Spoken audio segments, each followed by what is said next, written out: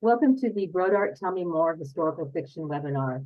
We are so excited, and I know I always say this, but I'm really excited about the authors and their books, but we have a really fantastic lineup with 5 authors, and Susie Holly is once again moderating for me.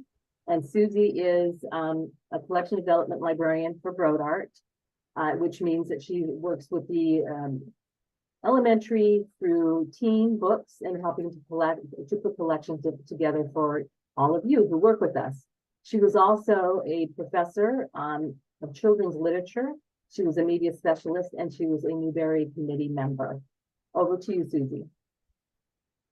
Hi, everyone. We are so happy that you're here, and I think you are going to be even happier because we have 5 incredible authors telling about 5 very powerful books, all of which have been published or will be published this year in 2023. I guarantee you will enjoy hearing about all of them. Let's begin with Nisi Shaw from Seattle. Nisi writes and speaks about fantasy and science fiction. Their interest began early when they told their little sister a very convoluted story about how Nisi arrived in the family. Perhaps they'll tell it to us after they talk about their book, Speculation, which received a starred review from Kirkus. Nisi, you're on. Then I better unmute. Yes, hello everyone. So yes, Nisi Shaw, my story Speculation is about a little girl, Winna Williams, who has a mission given to her by some family ghosts. She has to find a living relative who is over 100 years old at the point of the story, and she has to find and reunite this living relative with the ghosts. And she has help. Oh, yes, she has help. Her guidance counselor, her mean cousin, lots of people help her, her grandfather. It's set mostly in Vandalia, Michigan, which is a real town. If we can see the next slide, there's a little historical marker there. Vandalia was a stop on the Underground Railroad, which was a way of smuggling enslaved Black people out of the South and to freedom, sometimes in the North and sometimes all the way to Canada. So Vandalia is a real town. I went there frequently as a kid for family reunions, and to the left of that Underground Railroad sign, you can see a photo of some of my relatives, some of whom actually play a part in this story too. Seated in front, there's Grandpa Carl, the grandfather who helps Winna find the living relative that she needs to find. And next to him, his wife, we called her Grandma Anderson. In the book, she's Grandma Dot. But that's very much who I had in mind, that sort of soft person who bakes lots of goodies and yet does not put up with any nonsense. And then also in the photo, to your right is my Aunt Ruth, who's actually my great aunt, my father's aunt. She's the one I dedicated the book to, and her siblings, all around them there. You can sort of see in the background they're in the country, and a lot of what happens in this book takes place in the country. There's cows, there's all this rural stuff that people don't usually associate with Black people, but that I sure do, because that was what I found when I went to these family reunions. So this is mostly my father's family in the photo. I drew on the historical background that they were part of, but also my mother's side. So Grandpa Carl is featured in the book, but a lot of his traits come from my mother's father, Joseph Jackson. And they, for instance, he called all of us kids boot noses. And if we asked questions and he didn't want to answer them, he would say, well, I'm making layovers to catch meddlers, which one of my readers just gasped with surprise when she read that, because it was something that her grandfather also used to say all the time. So there's a lot of cultural references as well as actual historical facts. You know, Ray Charles was singing this song and these people were marching here and there, all in the background of this story. I would say that the first inspiration for this, I mean, any story has more than one inspiration, but the first inspiration from this actually came from divination, from a reading of the shells that was given to me. The configuration that came up was the lost inheritance. And this is something that comes up a lot in divination of all sorts for people of all sorts. There will be Romani card readers. There will be all sorts of people who will talk about a lost inheritance.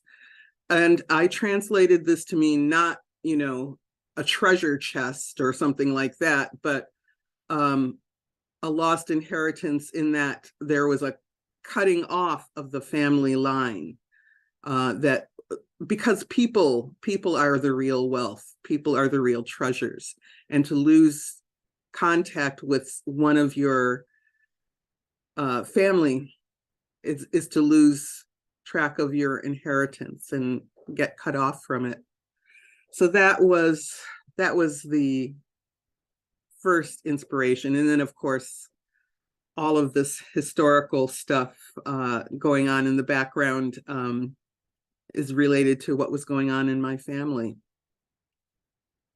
I think that's pretty much all I want to say. I should point out that I also normally wear glasses like Winna's and got called out for it a lot. So yeah, sort of being an outsider because of that was another resonance for me in this. I think that's all I'm going to say. Any questions? Oh, Susie, you're muted.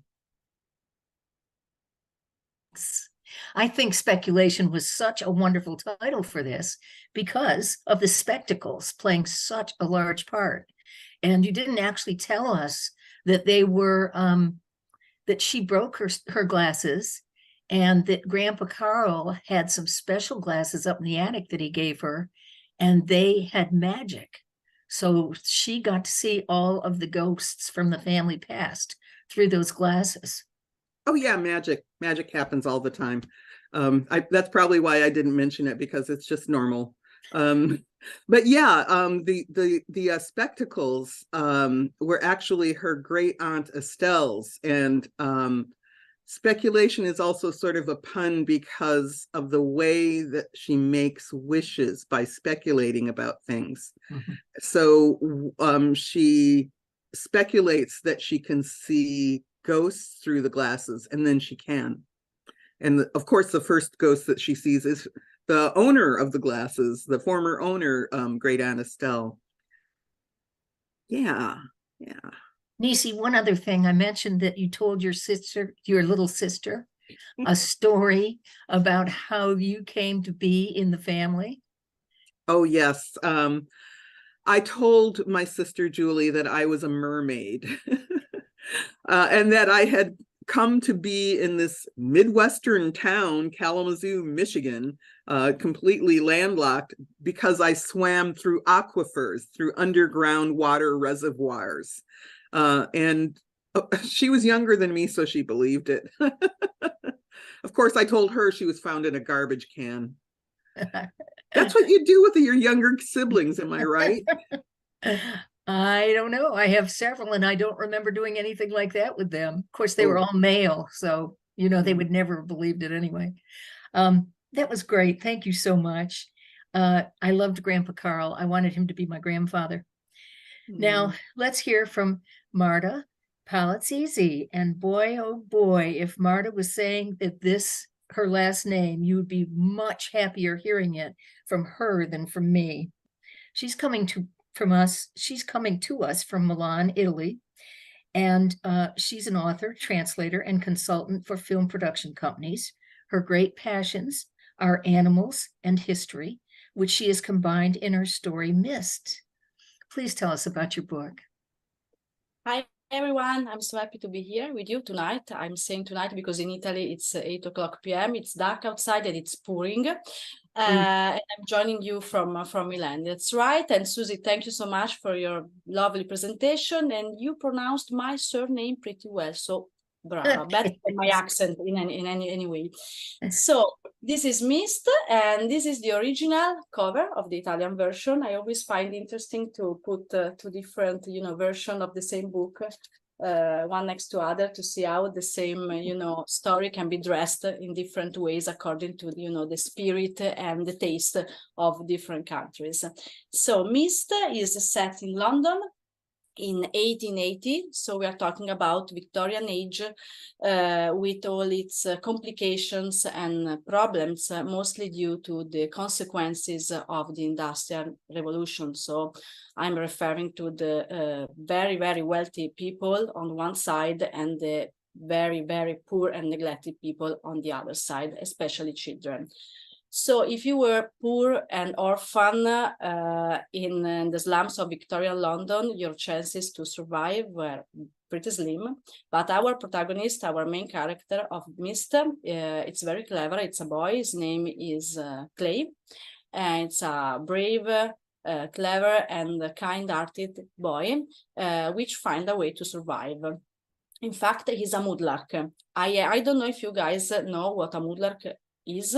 I had no idea before beginning my researches for the book, but mudlarks were these people so poor that the only way they have to survive in such an unfriendly environment such as the slums of London was to dig into the muddy banks of the River Thames, finding objects to trade or sell in order to survive.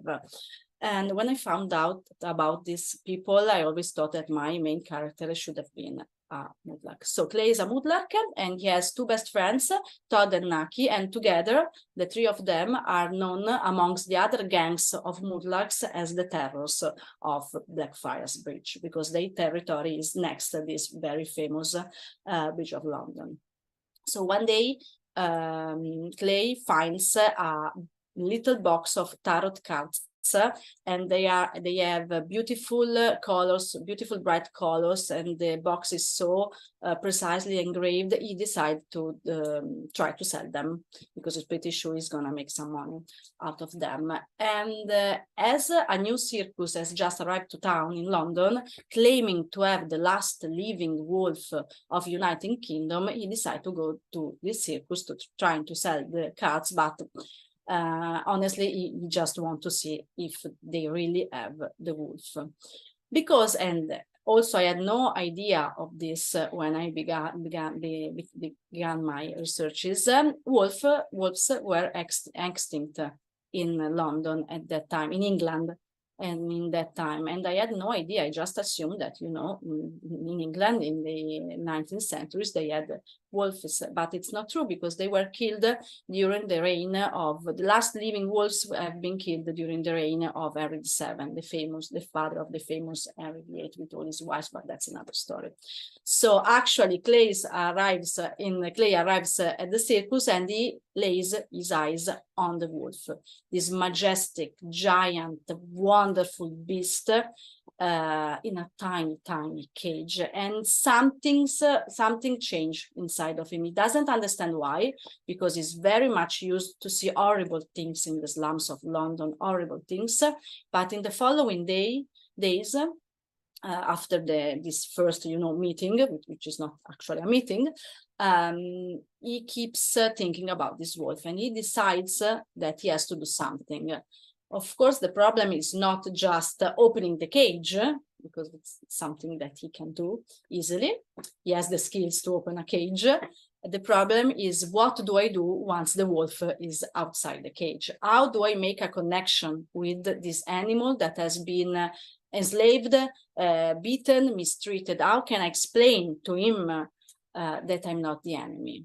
But I'm not answering you, so you will have to read the book to find out what Clay actually does. I would like only to add that my inspiration for this story were actually my two dogs, Samba and Tango, and the book is dedicated to them. Sadly, Samba passed away a couple of years ago, but Tango is very much still with us. And yeah, everything started because I wanted to write a story which somehow celebrate the relationship between humans and animals, and this relationship is not always pleasant, is not always nice. Of course, if you're talking about cats and dogs, it can be a very easy relationship, but when it comes to wild animals, and luckily our planet is still full of wild animals, and we have to try to preserve them as best as we can, the relationship can be very tricky. So this was one of the main aspects I wanted to delve into writing the novel. So that's it, I guess.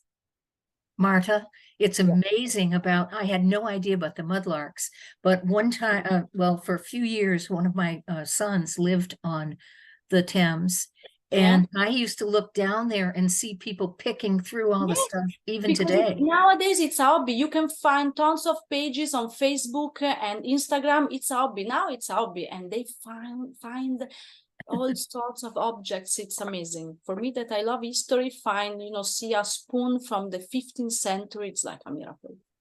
Well, also in your story, you talked about one of the friends talking about the big stink, and that is one of the things about the Thames. When it is very low, the tide is very low. Oh, the smell is horrible. And I don't want to really spoil your story, but I think because all these folks know that probably he was able to save the wolf. Will you tell the last thing when they actually finished their journey, how the wolf responded to Clay?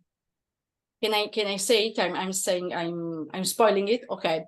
Yes, the wolf that missed. It's the name. This is the name of the wolf, given by Clay, of course. Allow Clay to touch him. He has never done this before. The relationship between Clay and Mist has always been very respectful once they come to understand one another. But at the end of the book, Mist allows Clay to touch him. And very sweet. And he put his head on Clay's chest. It was very was very moving. Oh, I have the cheese. Okay. Thank you. That's right. Oh gosh, that was great. Thanks. I'm telling you, you're going to want to read all these books by the time we finish. Next, we've got Dawn Fung Nguyen. How did I say that name?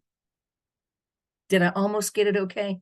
You did good. And I just want to add, Nisa, I also told my sister, we found her in the trash can. So did you say? Oh, we lived it for years and years. Well, it's because you had sisters, and my brothers would never have believed that for an instant. I would have probably been put in the trash can at that point. Yeah. Okay, she's from St. Louis. She was born in Vietnam and immigrated with her family to the United States when she was in elementary school. She loves to play princess. You weren't telling us this before, but her picture on her own website is in a very flowing blue princessy dress. And do you have a tiara on? I think you even have a tiara on. Yeah, I do. I like to dress up. It's so funny because I write really sad, dramatic stories. And anyway, she's also a photographer as well as an author. Meow and Ba is her debut title, and it gives us a perspective of Vietnam in 1963 and 64 that we haven't seen before. I think it's a very important perspective for all of us to see. Are you all set to tell us about the book? So my novel, Meo and Bea, it is set before America enters the Vietnam War. So when the story starts, Bea lives with her mother in a relatively peaceful village. She's the result of her father's extramarital affair.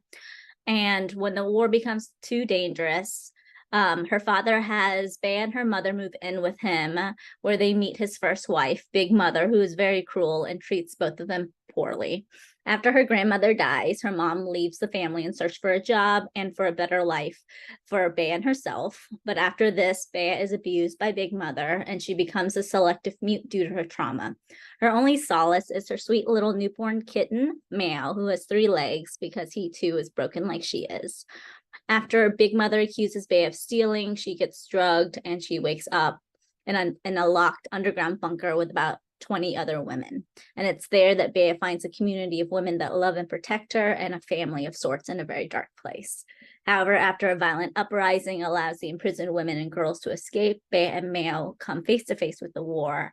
How do they find their happy ending when the world is literally exploding around them?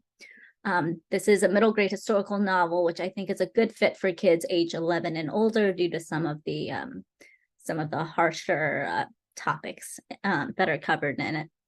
And I really want kids, when they read this, to know that there is glimmer of hope, even when things in life seem dark and hopeless.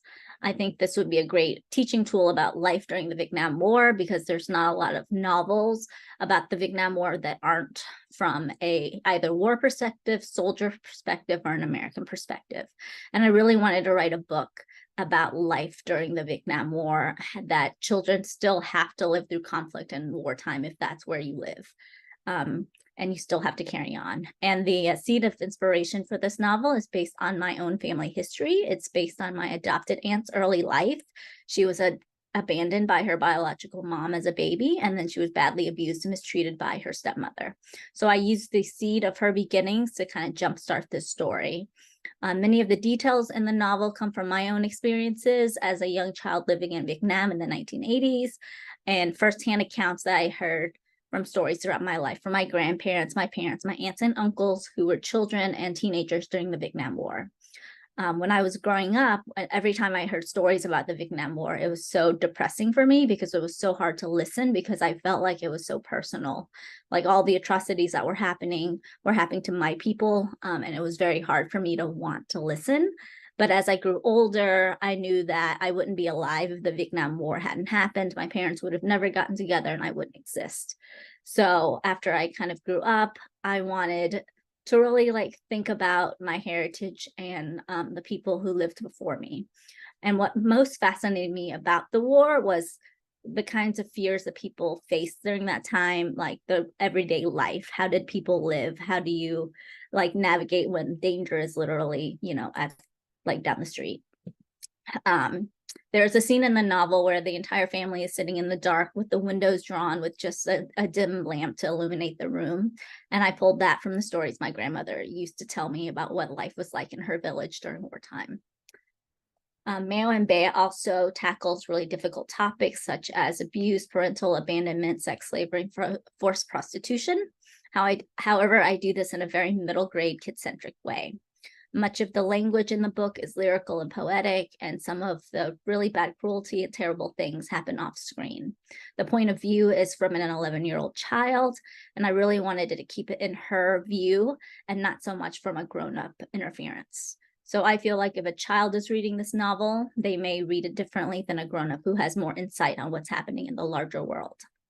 And another reason it was really important to me to write about the Vietnam War is because it's my heritage.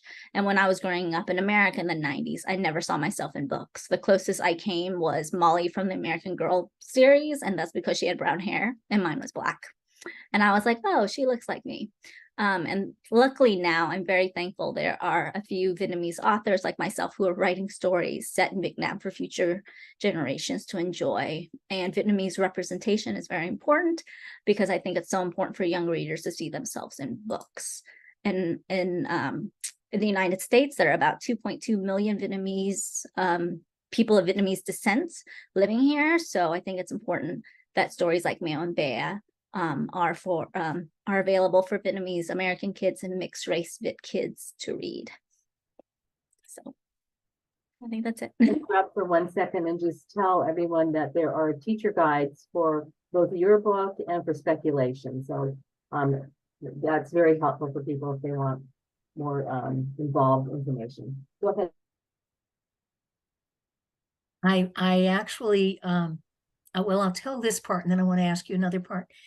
Your mother was in a convent and your father was studying for the priesthood. That's why they never would have gotten together Yeah. before the Yeah. war.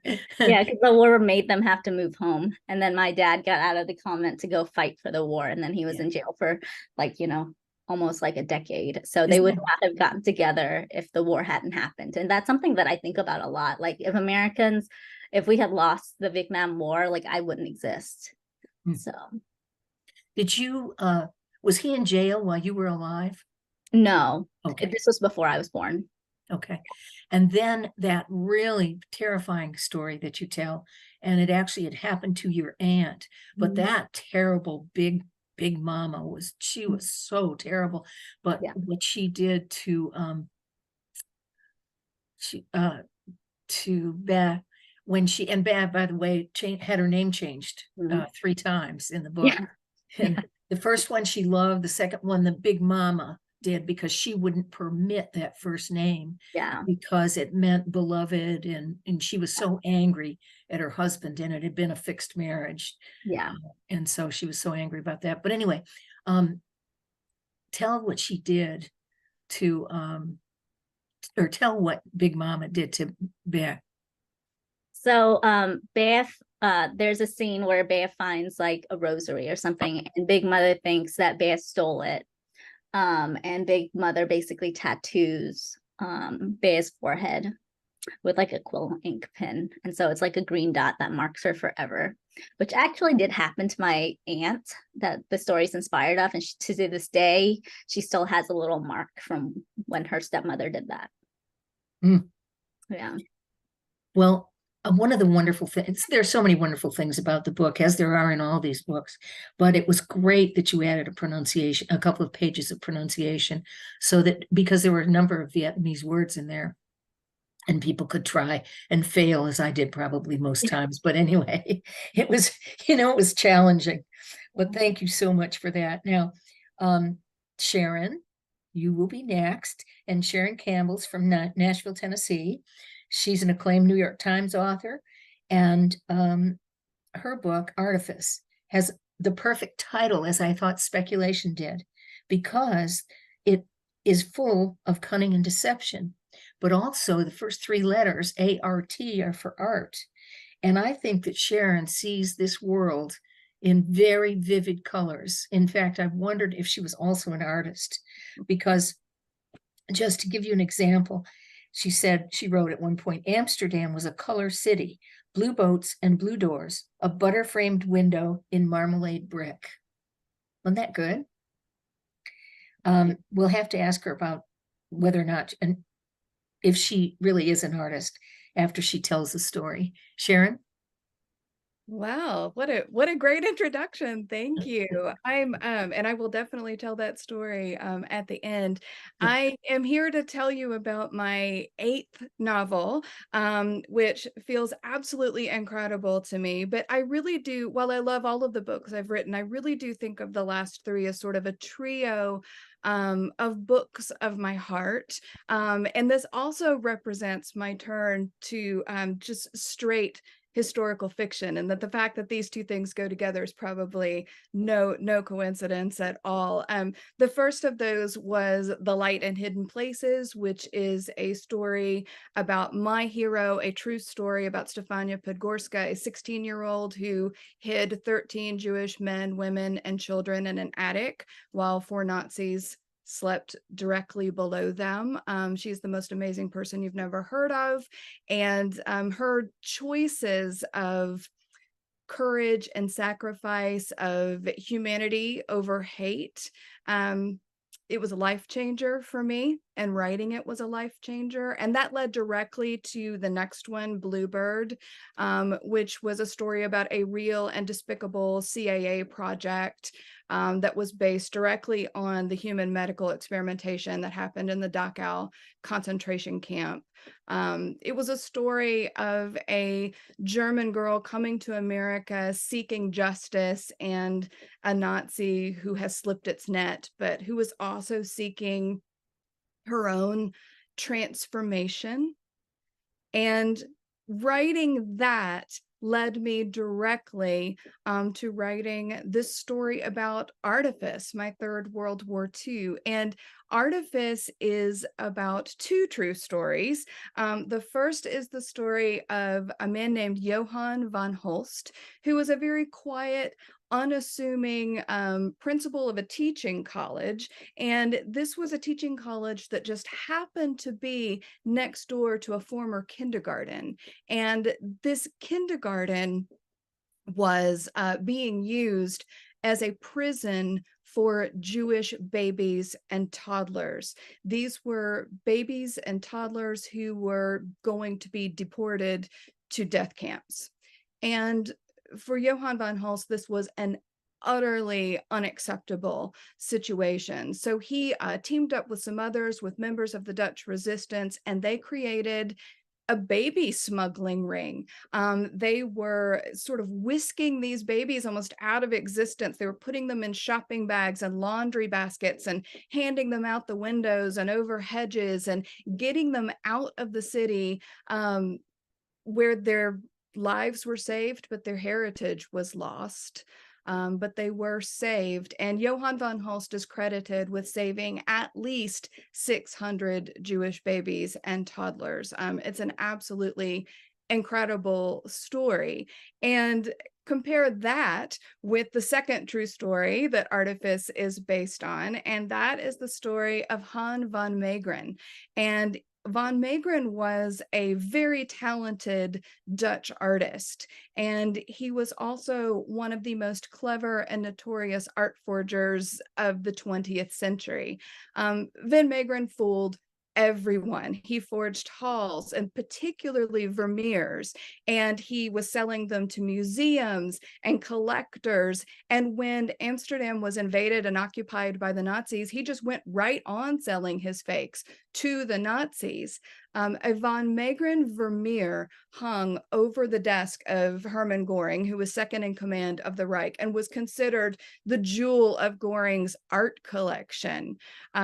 Van Meegeren made what would now be about $23 million in 1 year selling fakes, and he was living it up until the end of the war, when his name was found on a receipt in Göring's office, and he was arrested for collaboration, for selling Dutch art treasures to the Nazis. And collaboration was something that carried a death sentence. So Van Meegeren found himself in the unenviable position of having to go to court and prove that he could not possibly be a collaborator because he was actually an art forger. And no one believed him. And so they made him forge a Vermeer while in custody, which he did. And in one of the most embarrassing moments of the art world, that forgery was authenticated by a leading expert in Vermeer. So needless to say, he got off on that charge, but he was charged with being an art forger at that time. So I decided to take these two stories and write a story about Isa, a girl who has been raised in the glittering bohemian world of the Amsterdam art scene. And this is a world that has been completely destroyed by the invasion of the Nazis, where the art has been taken because it was degenerate, where the artists have been taken because they were communist or Jewish or gay. And Isa decides to fight back. She decides to learn the art of a master forger and sell fakes to the Nazis, money that will be used to fund a ring of baby smugglers saving the last Jewish children in Amsterdam. So using the greed of the Nazis to pay for the rescue of the very children they are trying to annihilate. But it's a move that makes her look like a collaborator on one side, a criminal, to the other. And her only help comes from a very unlikely source, a Nazi officer, a confiscator of art, who says he wants to desert his post. Or does he? Because we all know a fake can be very difficult to spot. So Artifice is a book about things that I love a lot, art and history and heists and a really good twisty plot. It's a book about real heroes, but I think the reason it's a book of my heart is because it's a book about beauty, about the search for beauty and how we build it and rebuild it, and how we can create our own beauty even in the midst of an ugly, ugly world. And when I look at these last 3 books that I've written, even though I didn't plan it this way, I look at these books and I realize that they are presenting us with some choices. And I believe that historical fiction is not really about learning history. Yes, the history is there, but what historical fiction really does is present us with our own reality. They're books about yesterday, but they are also very much books about today. And when I look at these choices, the choice of love and courage in Light and Hidden Places, the choice for justice and self-transformation in Bluebird, and in Artifice, the search for beauty, the choice to choose that beauty instead of the ugliness, to build a world that reflects it around ourselves. When I look at all of these things together, I think what I see is that these choices are cornerstones. They are the cornerstones. They are the choices that provide the foundation to change our world. I think these choices are world changers. And I think that's why historical fiction, when we present this, not just my books, but everyone here that is talking about the choices inside their books, I think what we're presenting is hope. That is certainly what I pull out of it. And I think hope is the power of these stories. And that's why these books are so important, because it's the power that we choose when we choose to create them, but it is also that power of hope is what we are putting in somebody's hand when we put that perfect book into a reader's hand. And what could be better than doing a job like this? That's what I have to say.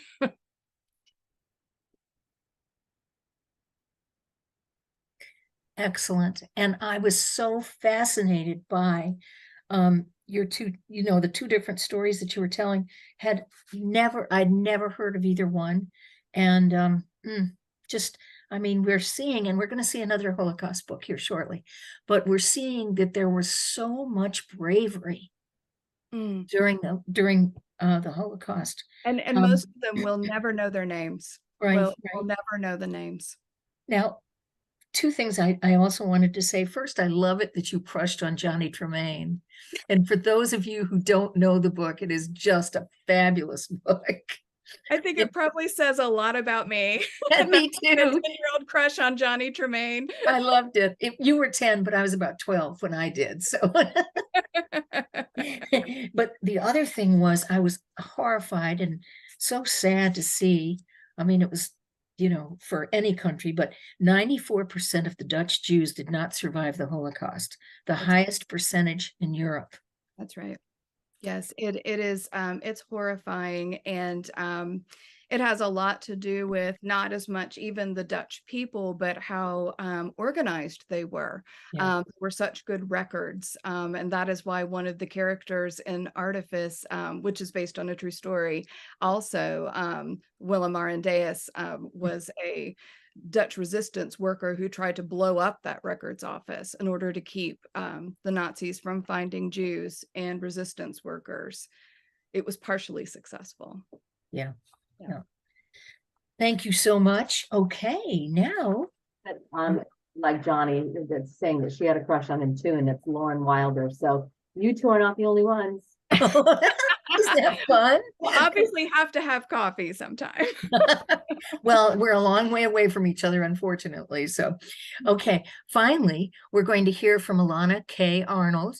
She'll speak about her wonderful book, The Blood Years, another book about the Holocaust. She's the author of many critically acclaimed books, including Damsel, a Prince Honor title, and What Girls Are Made Of, a National Book Award finalist. She teaches at Hamline University, MFA in writing for children and young adults, and she lives in Southern California with her family and a menagerie of pets. We are a really big pet group here, I think. Thank you. Oh, go ahead. Please go ahead and tell us about your book, okay, Alana? Thank you. Hi, I'm so glad to be here today to tell you about The Blood Years, which is my debut historical fiction young adult novel, although not my debut novel. And it's more than that. It's also what I've made of the stories that my grandmother shared with me about being a Jewish teenager in Chernovitz, Romania during World War II and the Holocaust. Though my Nana told me many things and I knew there was a story to write, in order to craft a novel, I had to do deep research into the complex and unique history of her particular region, other survivors' narratives, creative work produced by those survivors, scholarly works about the events that transpired in and around Chernovitz, Romania, and much, much more. Imagine that someone gives you a precious plate and it shatters. Now imagine dropping that plate into the shards of 6 million shattered plates, some radically different from yours, some nearly identical. Can you ever put the plate you were given together again? Most likely no. But what you can do is sift gently and reverently through the shards, finding as many of the pieces of your plate as you can, and collecting other sharp-edged, beautiful, terrible pieces as well. And then you can take all these pieces and sit with them for many years and do your very best to make something with them, a mosaic, a piece of art that honors the original plate, even if it cannot be salvaged, that finds a way to make art from so many broken, priceless things. That's what writing this book felt like. It's my Nana's story, but it's not hers alone. It's also a tribute to the other Chernovitzers who endured the Holocaust and the pogroms before, and to all those who perished. Can we see the next slide? I always knew that both of my grandparents survived the Holocaust. My grandfather in Poland and my grandmother in Romania. Most people, can you go back a slide, please? Thank you, are unfamiliar with the history of Chernovitz. So I've put it up there on one side for you, and also shown on the other side there on the map where Chernovitz is located. So I always knew they had survived the Holocaust and met after my grandfather in Poland and my grandmother in Romania. I learned about concentration camps in school, and when I asked my Nana if she'd been in prison, she said, not exactly. What I didn't understand for many years was that in Romania, the experience of Jews and Roma and disabled and queer people was different from the stories made popular in American literature, media, and history books. There were no concentration camps in Romania, but that absolutely didn't mean that there was no Holocaust. Instead, there was a systemic, slow erasure of Jewish rights and protections that began before the war and amplified throughout, resulting in the Jewish residents losing their status as citizens, their right to do business, the corralling of the Jewish population into an inhumanely small and unsanitary ghetto, and waves of brutal deportations and murders. The war years in Chernovitz, Romania, and the fate of its Jewish population have not been extensively written about. It should be common knowledge that Romania is the country that killed the most Jews of any other country except Nazi Germany. Even before the war, there was a long history of Romanian anti-Semitism and violent attacks on Jews. During World War II, over 400,000 Jews were murdered in Romanian-controlled areas. Unlike Germany, Romania has not done the work of acknowledging and remembering its terrible history. In fact, during communism, the Romanian government blocked access to and even destroyed archival material, deflecting all blame onto Nazi Germany.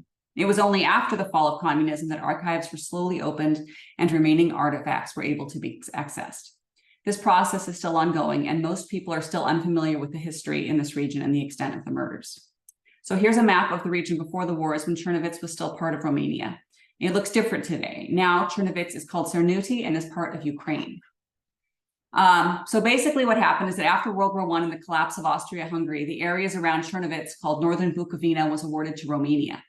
In 1930, according to the census that year, Jews constituted Chernovitz's largest group, forming at least 27% of the city's residents, and the city was considered to be a relatively safe haven for them. When Nazi Germany invaded Poland in 1939 to start World War II, the Soviet Union used the invasion as a pretext to occupy northern Bukovina, including Chernovitz.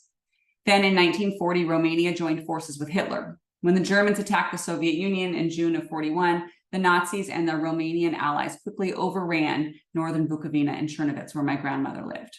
The Germans arrived in the city in early July of that year and transferred control of the area back to Romania. And the Romanians generally bent over backwards to carry out the anti-Jewish policies of their German allies.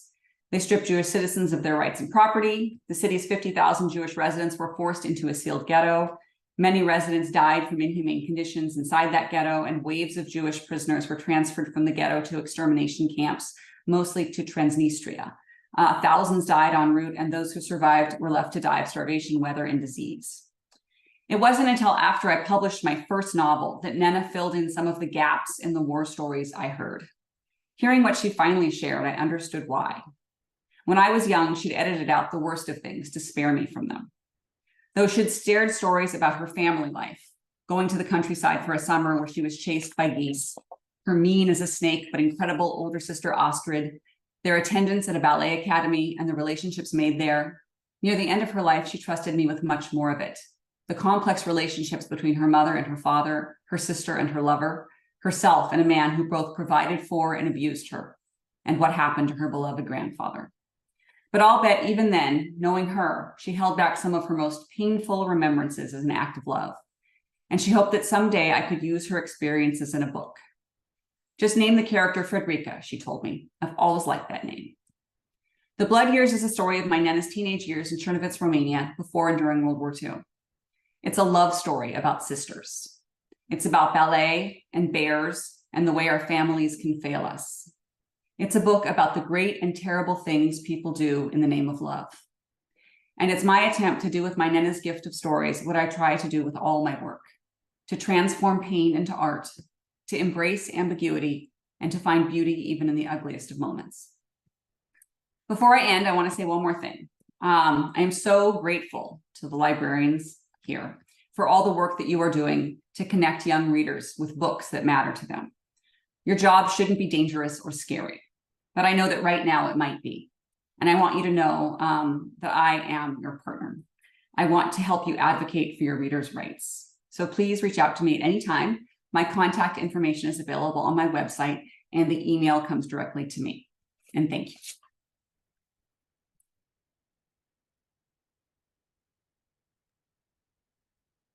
I think you're still muted. Thank you so much, Alana. And, since you brought that up at the very end, I live in Florida. So, of course, banning of books is uppermost on some people's minds, which we all find extremely frightening. Yeah. Are you the one whose website said that you had 4 books banned this year?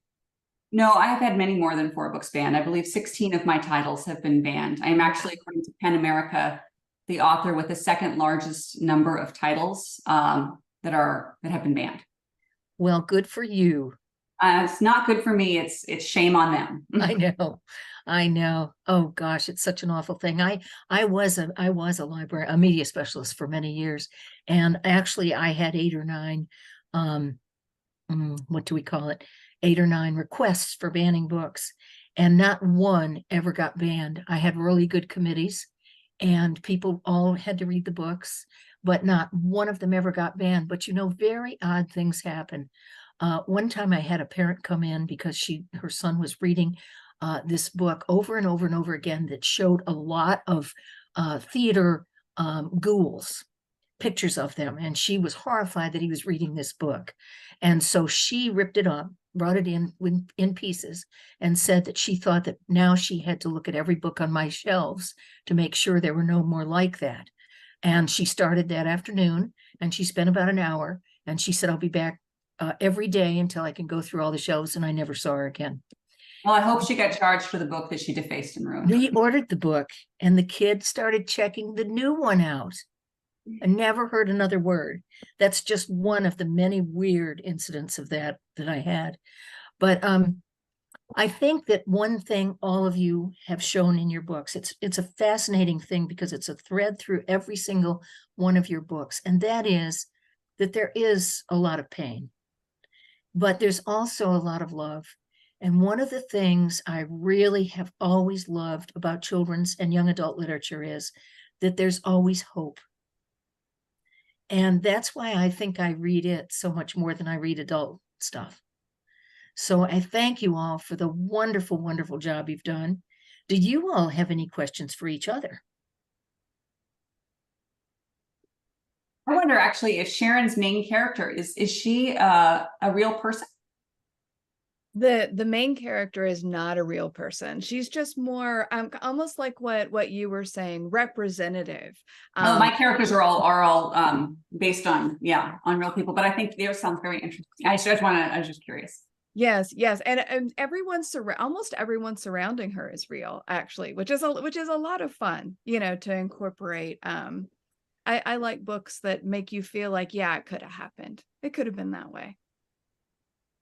Well, I think all of you based much of your stories on real people and very often family members. I'm not sure, Marta, did something about Clay spark something in you? Was it based on something? Was he based on someone in your family? Not really, but I have to say that Old Sala, the character is the mentor of Clay. Okay. The man who saved him when he was 5 and lost his parents and was, in the streets of London. The Old Sal is based on some people of my family, like not just one, but bits of different people. Yes. Mm-hmm. And all of you, we can say that Clay, his love for animals and his kindness, and sometimes kindness is seen as a liability, and I do not agree, is based very much on me. I was going to say that. Well, all of you wrote about pre-teenagers or teenagers who actually endured. They were determined to have a better life, every single one of them. Don't you agree, as we've talked about all of our main characters, all the main characters in here, doesn't it sound that way? I don't know that Winna thinks she has a bad life. She's concerned about other people. She wants to save her mother who is in the hospital. She wants to protect her sister, who is the one, by the way, who actually broke the glasses. Yes, right. Let's be real. She's a baby and she's annoying and whiny, but she doesn't deserve the bad fate that will come about if the mission to find that relative fails. So I would disagree. Yeah, it's maybe her life would be worse, but that's not what she's thinking about. She's thinking about others. She was determined. She was absolutely determined to find a solution. And I always have wondered what happened to those Tates when they found out that they had Black relatives. The Tates were beating up on Winna all the time and, calling her terrible names. Calling her a giraffe. Yeah, they were white. And when they found the 100-year-old family member, he came to visit, and the Tates discovered that he was their relative too, and that they were also Black. Yes, but looking very white. You can't always tell by looking, right? That's right. Yeah. No, I think that would be in sequel land where we would find out how they dealt with that. Oh, okay. I think probably my character Rika also. I think one of the things I remember the most clearly from my grandmother telling me about her life was her because I always hear like when people win like a football game and they're so like, they're like, God was watching me and, wanted us to win. And, or people like, oh, the strong endure. Or, oh, they must have lived because they were so smart or clever. A lot of times, no, like lots of smart, clever, determined people were murdered, and it had nothing to do with their smartness or their cleverness. And my grandmother was very clear with me that she lived in large part because of privilege, that her grandfather was able to hide them in some ways, and also luck, that she endured terrible things, including multiple rapes at the hand of a family friend, And it wasn't because she was so determined to live that she lived. She believes it was just that it was luck. So I just want to, you know, I don't know. Sometimes I feel like when people are, we have this sort of like feeling sometimes that I don't want sort of people who have a hard time in a situation to feel like they didn't do a good enough job, you know, and it's their fault if they didn't survive something or if they're broken by it. Yeah. That's good. I have one question. It's kind of a long question. It's more true for World War II, but I'm going to ask everyone, how much research did it take you? Because each one of you have a lot of history in your books, and it wasn't something that just came to mind. You had to really investigate, whether it's a family tree or the region or whatever. How long? And if you could just, we have like 5 minutes left, so if each one of you can just take 1 minute to answer that. I'll just say that for me, it's at least, you know, I've researched all of my books like they were historical novels, but for 1 to 2 years solid on research for me, for sure. I would say for me, hardly anything. I had to make sure, like, you know, that I was writing that Willie Mays was playing as a pitcher rather than an outfielder. And, you know, I had to look up a couple of newspaper headlines, but otherwise, no, it was all from memory and family lore. I would say months for me, several months, and I often works with photographs and paintings to see how the cities looked in that period of time. I always it's the way I work, like researches through documents and newspapers as well, but also photograph and paintings, a lot of paintings. I would say the same. I also looked up a lot of, because there's not a lot of research or about like what village life and stuff was like. So I had to use a lot of family history, but I also went and tried to find as many like photographs from that time that weren't just like battlefields, but more people's like lives. I'd say for me, it was years, at least, not even counting sort of growing up with the stories. For me, the mosaic that I talk about was central to my research. I didn't want to make up things that happened in the Holocaust and in this region. It felt important to me that there's enough terrible real things that I wanted to make sure that everything in it was real. So like, even the dreams in my book are taken from a book of dreams that was recorded of Jewish Germans who were the nightmares that they were having during the early part of the war. And so I took everything that happens in my novel, not everything that happens to my character happened to my Nana, but everything came from a survivor's testimony. So yeah, and was then transformed into the fabric of a novel. So yeah, it was years. And thank you for that. I wanted to say, and I'm glad I got an opportunity, that I really, really appreciated that analogy of the mosaic.